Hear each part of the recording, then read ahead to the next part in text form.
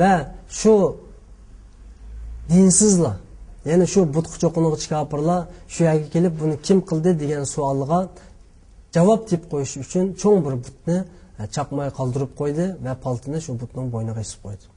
Balki o kishilar bayramni o'ynab tugitib kelgandan keyin butxonasida o'zining butlarining chiqilib ketganligini ko'rib, nahayt g'ol-g'ol qilishib ketdi. Balki bu yerda Ibrohim deb bir yigit bor edi, albatta bizning bu butlarimizni cho'qim shu chiqib tashildi. Tutib kelinglar uni deb shu vaqtdagi oqsoqol, ya'ni shu qavmning boshliqlaridan biri bo'lgan Namrud Ibrohim alayhisolatu vassalamni tutib kelishga amr qildi. Xalq uni tutib keldi. Ya'ni uning ergashuvchilari uni tutib keldi. Tutib kelgandan keyin kim qildi buni ya Ibrohim? Bizning ilohlarimizni chiqib tashlabsan deganda Ibrohim alayhisolatu vassalam dediki, sizlarning ilohlaringlarni chiqib tashlaganligini sizlarning xudoyinglar deb bersin. Av cho'ng but shuni da aytib bersin sizlarga dedi. Ular aytdiki, ey Ibrohim, sen bizning butimizning gap qilolmaydiganligini, anglayolmaydiganligini bilib turib bizni zangli qilib o'tamsan debdi. Undaqda sizlar gap qilolmaydigan va anglayolmaydigan bu butlarni iloh qilib olamsizlar dedi. Balki ular Ibrohimni bu jihat yengilmaydiganligini bilib, buni o'ltirib tugitayli deb Ibrohimga sud ichib, bu yerda Ibrohim alayhisolatu vassalamni o'tqa tashlamoq, ya'ni kuydirib tashlamoq uchun butun qavmga e'lon chiqarib, nurg'un o't xashaklarni davlab Ibrohimni o'tqa atmoq uchun hozirlandi. Demak, Ibrohim alayhisolatu vassalam Allohning dinini yetkazish, uni da'vat qilish uchun avval kiyim soldirilib o'tqa tashlanadigan kishi bo'lganlik uchun qiyomat kunida, ya'ni payg'ambar alayhisolatu vassalam hadislarda avvalan Ibrohim alayhisolamga kiyim kiydirildi deydi. Nima uchun deganda, u diniy da'vat uchun kiyim soldirilgan bir payg'ambar edi. Kishilar Ibrohim alayhisolatu vassalamni manchanoqqa o'tag'izib, o'tning eng ustiga itib chiqarmoq uchun uningga taraddud qildi. Balki Jibril amin alayhisolatu vassalam Ibrohimning qishiga kelib, "Ya Ibrohim, mendan biror hojiting bormi? Sana yordam etaymi?" dedi. Ibrohim bo'lsa, u nihoyat tavhidkor, faqat butun ishlarga Alloh yo'llanguchi bir kishi bo'lganlik uchun, bir mu'min, muttaqi bo'lganlik uchun nima dedi? "Ya Jibril, sendan hojitim yo'q. Hasbiyalloh, meningki himoyatchim, mening yordamchim Allohdir. Menga yordam qilguvchi, menga madad berguvchi, meni sabrchan qilguvchi Allohdir. Men Allohdan yordam so'rayman" dedi. Shuning bilan Alloh subhanahu va taolo naq maydonda Ibrohimga o'zi bevosita javob berdiki, "Ya naru kuni bardan va salamun ala Ibrohim" dedi. Ey o't, Ibrohimni salomat saqlag'in dedi. Uningga sovuq qo'yib bergin. Uni salomat saqlag'in dedi. Agar ulamolar aytdiki, agar yana tafsirshunoslar aytdiki, Alloh ey o't uning sovuq bo'lib bergin degan bo'lsa, o't Ibrohimni muzlatib qo'yapti. Ammo Alloh va salamun ala Ibrohim, ya'ni Ibrohimni salomat saqlag'in deganlik uchun o't uni sovib berdi. Balki Ibrohim go'zal bir xush havo bo'lgan bir zaminning ichiga tushdi. Balki necha kun o't ko'ygandan keyin shu vaqtdagi kuffarlar Ibrohim kuyib endi tugidi deb ular bu tomoshani ko'rib bo'lgandan keyin Ibrohimning o'tning ichidan shu qadar normal, shu qadar erkin ozoda chiqib kelayotganligini ko'rib, butun qavm g'ol-g'ol qilishib ketdi. Haqiqatan Ibrohimda sir bor ekan. Ibrohim qutulib qopti. Ibrohimni uning ilohi saqlab qopti deb kishilar bu yerda hayron bo'lishdi. U o'tni davlaganlarningki butun kiyim-kechaklari balki yuzlari qordab ketgan bo'lsa, Ibrohimning yuzi nihoyatda oq va nurli bo'lib ketgan edi. Demak, Alloh Ibrohim alayhisolatu vasallamga davomli yo'lanchiq bo'lib bergan edi. Ibrohim alayhisolatu vasallam bu qavmning ichida bir mezgil da'vat elib borgandan keyin hijrat qilishga to'g'ri keldi. U Iroqqa bordi va keyin Misrga bordi.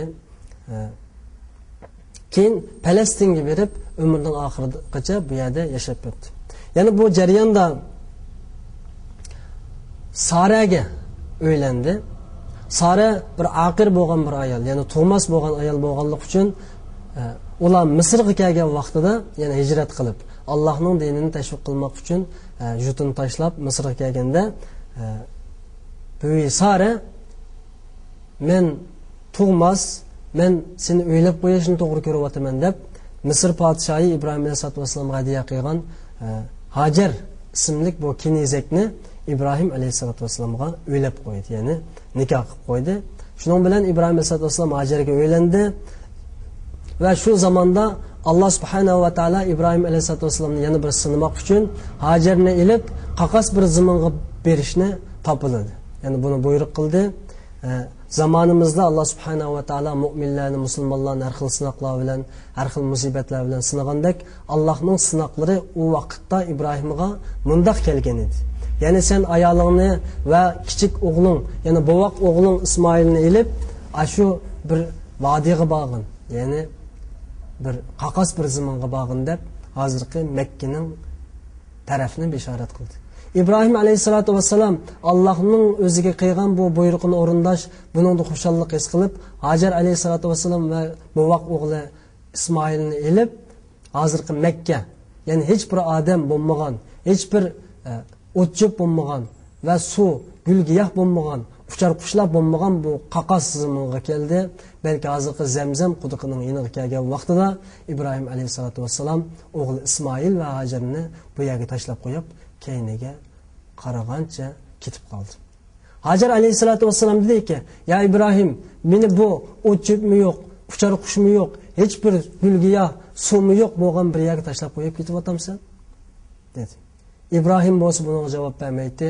Hajar aleyhissalatu vesselam deydiki, Alloh seni meni mushtaq bu yerga tashlab qo'yishga buyurdimi ya İbrahim?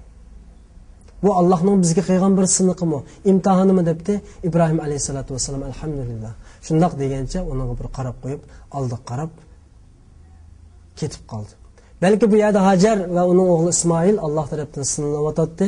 Ya'ni payg'ambarlik kelishdan burun ham mundaq bir sinoqlarga ular duch kelayotgan edi. Ular sabr qildi.